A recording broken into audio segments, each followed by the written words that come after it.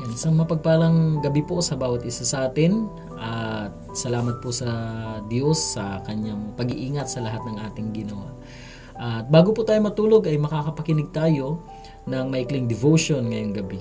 At ang ating devotion po, makikita po natin yan sa aklat ng or Book of James chapter 4 verse 14. Ang sabi po doon, whereas you know not what shall be on the morrow, for what is your life, it is even a vapor that appears for a little time and then vanish away. Alam niyo po, ang buhay po natin ay may ikli lang. Sabi nga po doon, ang buhay. Sapagkat ano ba yung iyong buhay? Ang buhay po natin ay parang singaw. Diba? Ang singaw usok, sandaling lumilitaw, pagkatapos po ay naglalaho din. Kaya napakaikli lang ng ating buhay. At bilang tao po, napakarami natin pinaghahandaan sa buhay po natin. Di ba? Kung magulang ka, ang pinaghahandaan mo ay kung paano mabigyan ng magandang kinabukasan ang iyong mag-anak o ang iyong pamilya. Diba? Kaya nga po tayo ay nagtatrabaho para mabigyan sila ng magandang buhay, magandang edukasyon at makapag-aral sa mga magagandang pribadong eskwelahan. Kaya nga ang iba sa atin, pag kulang ang sahod dito sa Pilipinas, ay tayo ay nag-a-abroad upang makapag-ipon at mabigyan sila ng magandang buhay at magandang makapag-aral sa magandang o mga pribadong eskwelahan. At isa sa mga pinaghahandaan din po natin, walang iba kundi yung kaarawan natin. Diba? Kaya nga tayo ay nag-iipon upang pag dumating ng ating kaarawan ay makapaghanda po tayo. Diba? Diyan ay imbitahin natin ang ating mga mahal sa buhay, mga kaibigan upang magsama-sama. At ang iba po, open na po ito sa maraming tao, especially dito sa atin sa Pilipinas. Diba? Pag tayo binawian ng buhay, diba? Kumukuha, o bago tayo bawian ng buhay, kumukuha muna tayo ng insurance sa St. Peter na napakaganda rin po niyan. I'm not promoting the company, pero maganda rin kasi ang iba po dyan ay ang ginagawa po nila para pag binawian ng buhay ay hindi nahihirapan ang kanilang pamilya, di ba? Pero may isa tayong na-miss na pinakamahalaga na dapat paghandaan natin sa buhay natin. Walang iba kundi ang ating paglisan sa mundong ito at pagharap sa ating Panginoong Diyos. Diba? O tanong ko sa inyo mga kaibigan, na kapag binawian ba tayo ng buhay, diba?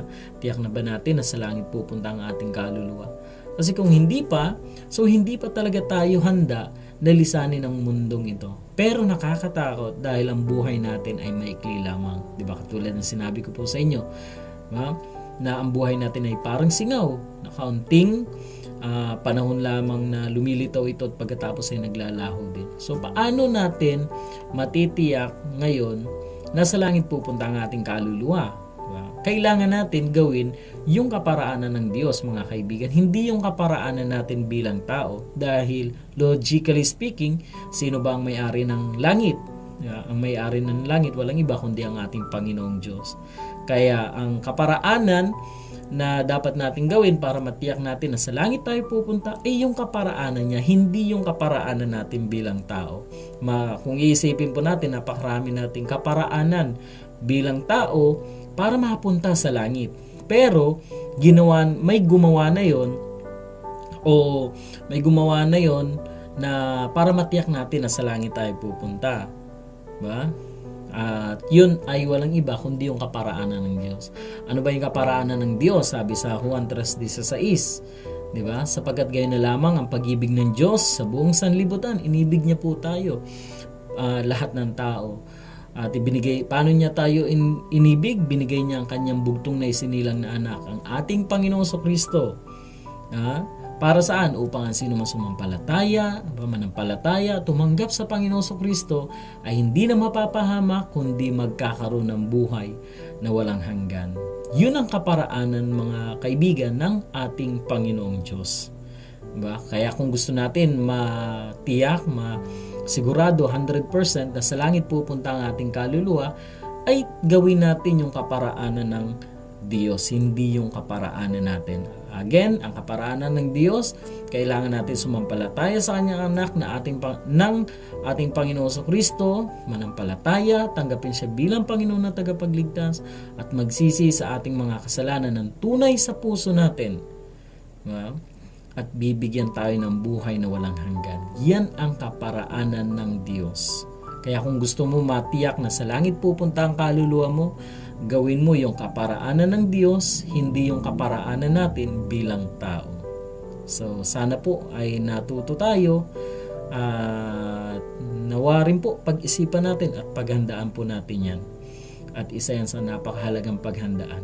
At kung gusto natin matiyak na sa langit pupunta ang ating kaluluwa, yun po ay gawin natin ang kaparaanan ng Diyos, tanggapin ang kanyang anak na ating Panginoon sa Kristo bilang Panginoon na tagapagligtas at magsisi ng tunay sa ating kasalanan at bibigyan niya tayo ng buhay na walang hanggan.